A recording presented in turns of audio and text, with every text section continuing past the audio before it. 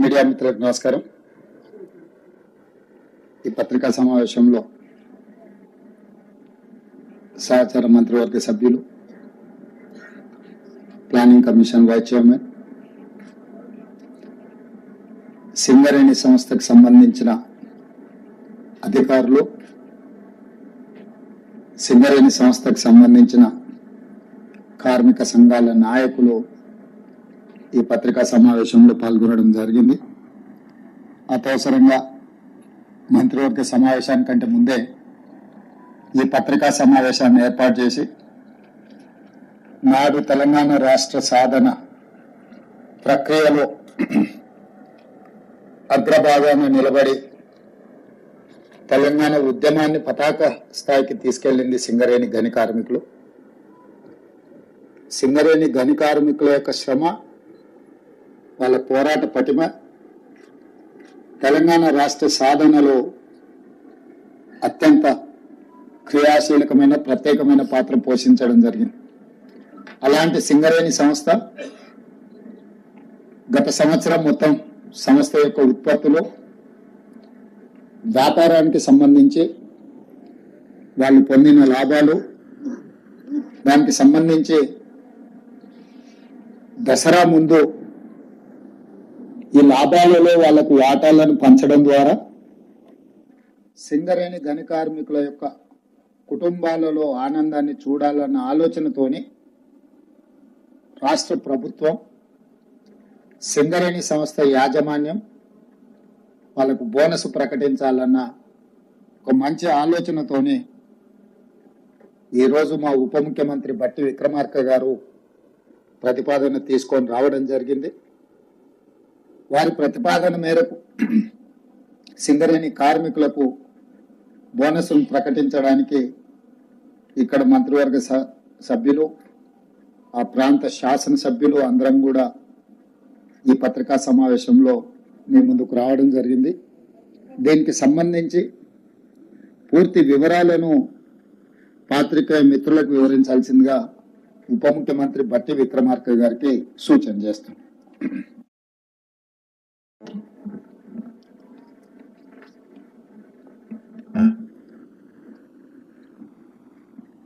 గౌరవ ముఖ్యమంత్రి గారికి, నాతోటి మంత్రివర్గ సహచరులందరికీ, అట్లాగే సింగరేణి సంస్థకు సంబంధించిన పరిసర ప్రాంతాల్లో ఉన్న నా తోటి శాసనసభ్యులందరికీ, పార్లమెంట్ సభ్యులకి, సింగరేణి సంస్థ యాజమాన్యానికి, సింగరేణి సంస్థ కార్మిక సోదరులందరికీ ముందుగా నా హృదయపూర్వకమైనటువంటి నమస్కారాలు. మనందరికీ తెలిసిందే, రాష్ట్ర ప్రభుత్వానికి, రాష్ట్రానికి తలమానికంగా ఉన్నటువంటి ప్రభుత్వ రంగ సంస్థ సింగరేణి సంస్థ. ఈ సంస్థ కార్యకలాపాలలో పెద్ద ఎత్తున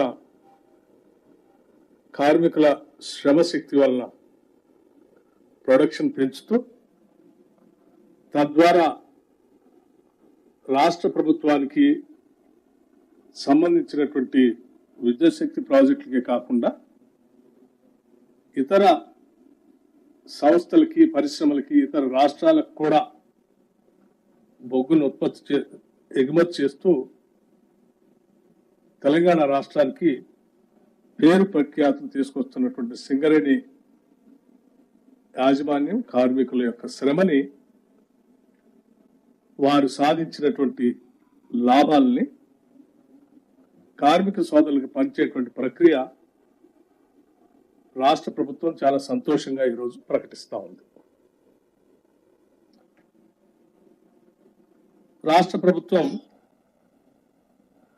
ప్రాఫిట్ ఆఫ్టర్ ట్యాక్స్ 2023-24 సంబంధించి 4,701 కోటి రూపాయలుగా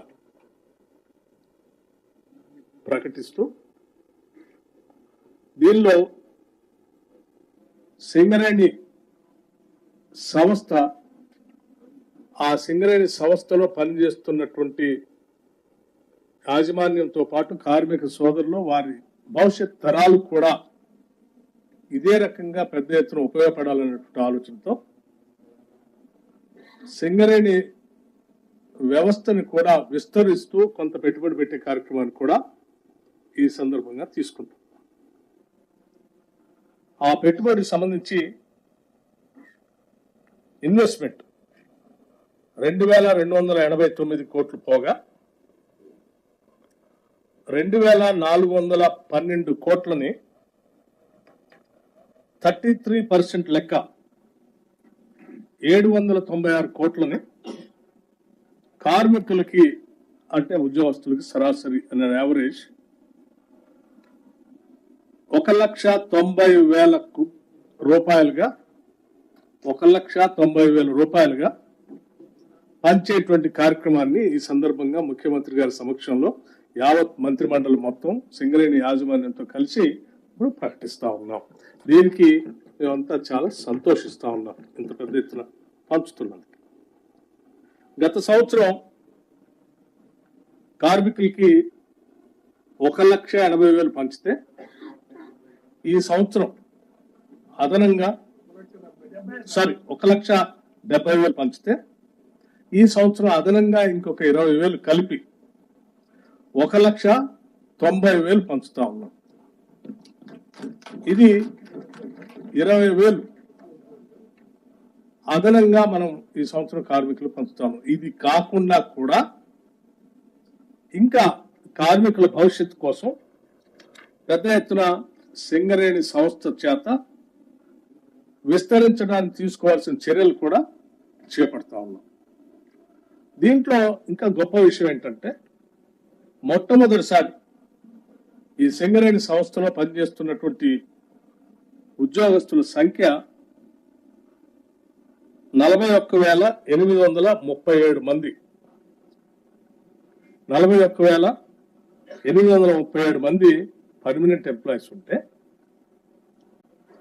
కాంట్రాక్ట్ వర్కర్స్ గా 25,000 మంది కూడా పనిచేస్తా ఉన్నారు. ఇందులో ఇప్పటి వరకు సింగరేణి చరిత్రలో ఎప్పుడు లాభాలు పంచినా కూడా ఈ రెగ్యులర్ ఎంప్లాయీస్ తప్ప కాంట్రాక్ట్ ఎంప్లాయీస్ కి పంచే విధానం లేదు. ఇప్పటి వరకు మొట్టమొదటిసారి సింగరేణి సంఘాలు, రికగ్నైజ్ యూనియన్స్, అట్లాగే యాజమాన్యం, రాష్ట్ర ప్రభుత్వం అందరూ కూడా ఆలోచన చేసి ఒక మానవతా దృక్పథంతో వీళ్ళు కూడా పనిచేస్తున్నారు కాబట్టి వీళ్ళకు కూడా కొంత మనం చేయాలనేటువంటి ఆలోచనతో మొట్టమొదటిసారి ఈ కాంట్రాక్ట్ ఎంప్లాయీస్ కూడా ఒక్కొక్కరికి 5,000 రూపాయల చొప్పున మొదటిసారి పంచుతా ఉన్నాం. ఇది సింగరేణి చరిత్రలో మొట్టమొదటిసారి. దీంతో పాటు ఈ రెండింటితో పాటు ఈ కార్యక్రమం అంతా కూడా దసరా పండగ కంటే ముందే ఈ లాభాలని ప్రకటించాలని, తద్వారా సింగరేణి కార్మికులంతా కూడా దసరా సందర్భంగా పెద్ద ఎత్తున వాళ్ళు ఉత్సవాలు చేసుకోవాలని ఆలోచనతో ఈ కార్యక్రమాన్ని ఇప్పుడు ప్రకటిస్తూ భవిష్యత్తులో ఈ లాభాలు వాళ్ళతో పంచడంతో పాటు సింగరేణి వ్యవస్థని వాళ్ళ నెక్స్ట్ జనరేషన్స్ కూడా ఉపయోగపడేటట్టుగా విస్తరించే కార్యక్రమంలో భాగంగా ఆ పెట్టుబడులు కూడా కొంత పెట్టుబడి పెడతా ఉంది. దాంట్లో భాగంగా సింగరేణి కాలేజ్ సంబంధించి 1,000 మెగావాట్ల సోలార్ పవర్ ప్లాంట్ సంబంధించి ఒక విధానపరమైన నిర్ణయం తీసుకొని ముందుకు పోతా ఉంది, అంటే ఎక్స్పాన్షన్. అట్లాగే 500 మెగావాట్ల పంప్ స్టోరేజ్ సంబంధించి రామగుండం అక్కడ ఉన్నటువంటి సింగరేణి కాలేజ్ సంబంధించిన ఆ ప్రాంతంలో ఆ పంప్ స్టోరేజ్ ప్రాజెక్ట్ కూడా పెట్టడం కోసం ముందుకు పోతా ఉంది. అట్లాగే థర్మల్ పవర్ ప్లాంట్స్ సంబంధించి ఒక 3rd యూనిట్ని 1x800 Singareni thermal power plant Jaipur లో కూడా విస్తరించడం కోసం ముందుకు పోతాం. అట్లాగే 1x800 మెగావాట్స్ టిఎస్ జెన్కోతో కలిపి జాయింట్ వెంచర్ తో ఇంకొక ప్రాజెక్ట్ ని కూడా ముందుకు తీసుకొని పోవడం కోసం ఇన్వెస్ట్ చేస్తాము. అట్లాగే ఒడిశాలో కూడా అక్కడ మనకు వచ్చినటువంటి సింగరేణి కాలేజ్ సంబంధించినటువంటి బొగ్గు కానీ నైనికి సంబంధించి దాంతో పాటు అక్కడే పిట్ హెడ్ పవర్ ప్రాజెక్ట్ కూడా పెట్టాలని సింగరేణి కాలేజ్ ఆలోచన ఇన్వెస్ట్మెంట్ కూడా చేసి ఒడిశాలో అంగుల్ డిస్ట్రిక్ట్ లో పెట్టాలని విస్తరించడం కోసం ఆలోచన చేస్తా ఉంది. అట్లాగే new coal mines projects like VK Venkatesh కానీ కొత్తగూడెం గోల్నెట్ ఓసి ఆసిఫాబాద్ డిస్ట్రిక్ట్ లో నైని ఓసి వీటితో పాటు వాటిని విస్తరించుకోవటం, పెద్ద ఎత్తున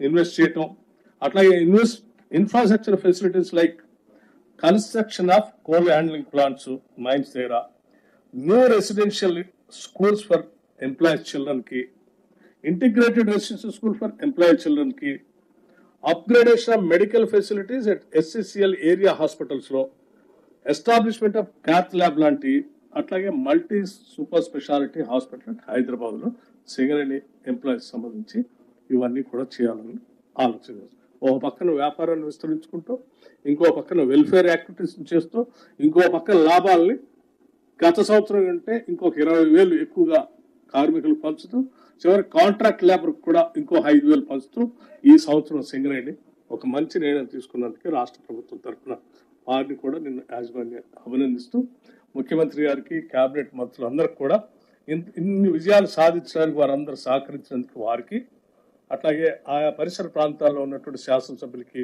పార్లమెంట్ సభ్యులకు కూడా నేను సింగరేణి కాలేజ్ తరఫున వారందరికీ కూడా హృదయపూర్వకమైనటువంటి ధన్యవాదాలు తెలియజేస్తూ ముగిస్తా ఉన్నాను.